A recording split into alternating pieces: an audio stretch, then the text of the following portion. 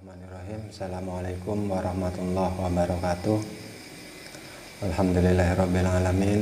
Kita masih diberi kesempatan sehat jasmani maupun rohani, sehingga di kesempatan kali ini kita bisa melaksanakan pembelajaran kita secara jarak jauh ya, tidak bisa seperti biasanya kita bertemu di kelas, tapi insya Allah apa yang akan Bapak sampaikan nanti bisa bermanfaat buat kalian semua.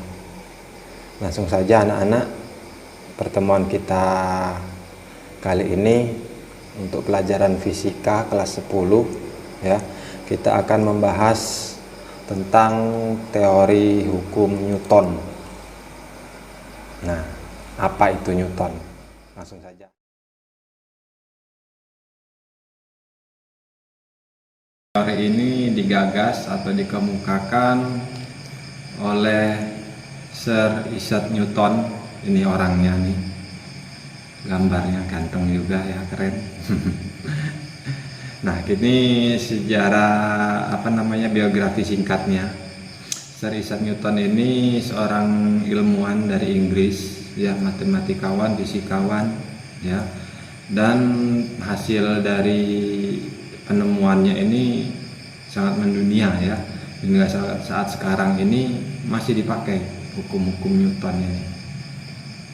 Nah, ini dia juga dijuluki sebagai bapak fisika orang Inggris. Lanjut kita, nah dari teori-teori hukum Newton ini ada 3. Jadi Newton ini menggagas ada 3 teori Newton ya. Nanti bisa disebut dengan hukum Newton 1, 2, dan 3. Nah, sekarang yang kita bahas ini hukum Newton 1 dulu. Apa itu hukum Newton 1? Bunyinya, selama tidak ada resultan gaya yang bekerja pada sebuah benda, maka benda tersebut akan selalu pada keadaannya, yaitu benda yang diam akan selalu diam, dan benda yang bergerak akan bergerak dengan kecepatan konstan ya. Jadi selama tidak ada resultan, ada istilahnya resultan. Apa itu resultan? Di resultan itu gabungan 2 gaya ya, ada gaya 1 ditambah gaya 2. Jadi bukan hanya 2 sih sebenarnya, bisa lebih, bisa F, N, N ini jumlahnya terus, bisa berapa saja gaya. Nah, jumlah gabungan dari gaya, beberapa gaya ya, gabungan 2 gaya atau lebih itu disebut resultan ya.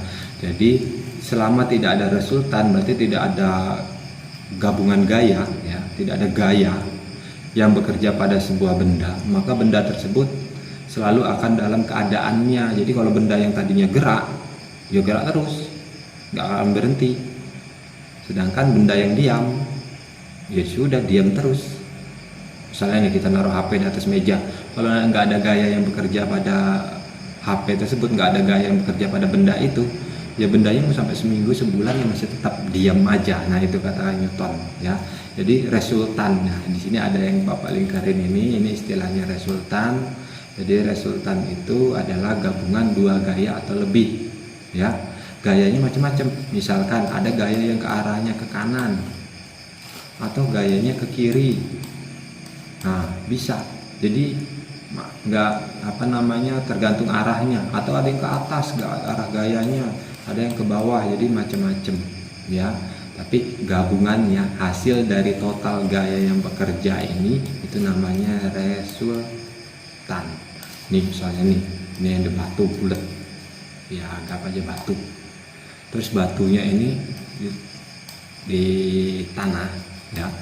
Kalau nggak ada yang dorong ke sini misalnya, nggak ada dorong ke kanan, ya sudah, batu ini tetap diam, nggak kemana-mana ya.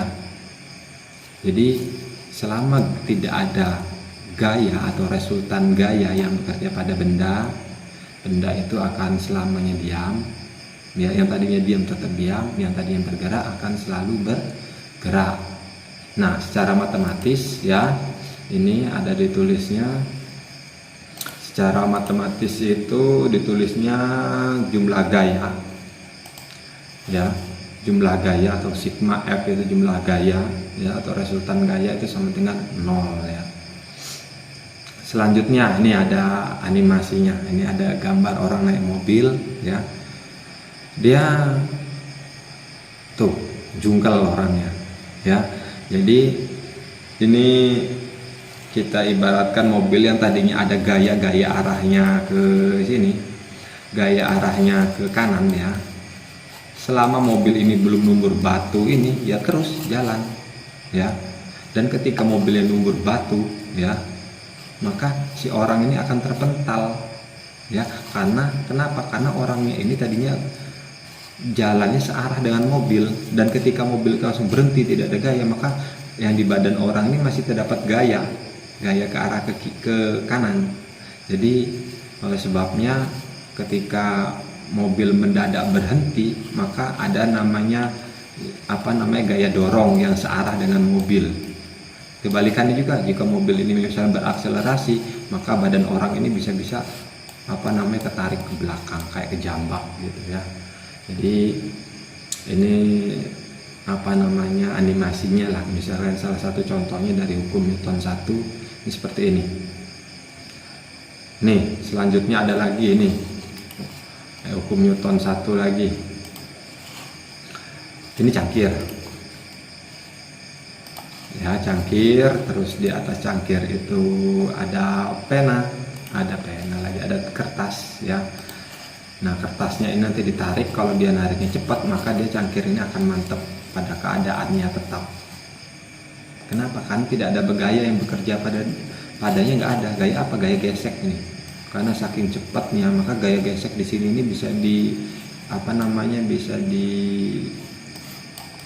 nilainya hampir mendekati 0 ya, gaya gesek antara cangkir dan tisu. Makanya kalau nariknya cepat maka cangkirnya nggak jatuh, tapi kalau nariknya pelan-pelan maka gaya geseknya ini besar, sehingga cangkirnya pun akan terikut di kertas ini atau tisu ini, dan nanti cangkirnya ikut jatuh ya. Kalau nggak percaya coba di rumah, tapi jangan cangkir, yang lain aja, nanti pecah ya.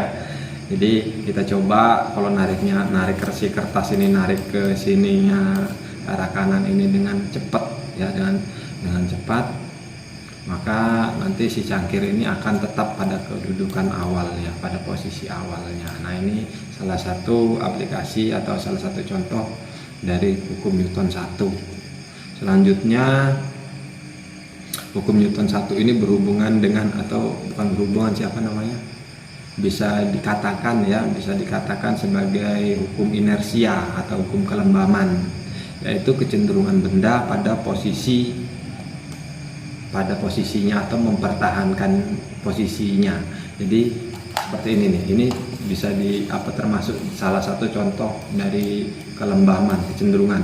Kenapa? Karena si cangkir ini cenderung tetap pada posisinya ketika kertas ini ditarik ya. Jadi hukum Newton 1 itu bisa diistilahkan atau bisa dikatakan sebagai hukum kelembaman atau hukum inersia, yaitu kecenderungan benda untuk mempertahankan keadaannya.